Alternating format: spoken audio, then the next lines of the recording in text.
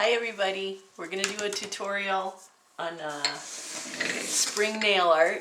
So I've got my nails prepped.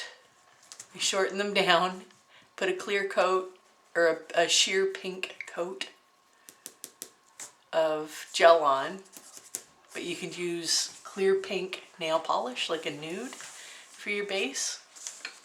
And then I've picked these colors right here. Lily's coming to help. So I've got white, black, pink, yellow, and orange. And oh, this is like a green. Sorry, I don't know if you can see that. There's the black. So black, white, green, pink, yellow, and orange. And you can substitute if you don't have green, use gray or blue. Maybe use the black again. That's just for the leaves. So we're going to do little springtime flowers on our nails. So I'm going to set up, I'm going to put the nail polishes on a palette. I'm going to show you some tools we can use too. So we've got, this is called a stylus. It's a dotter, makes little dots. Or you can use a little tiny paintbrush. Or you can use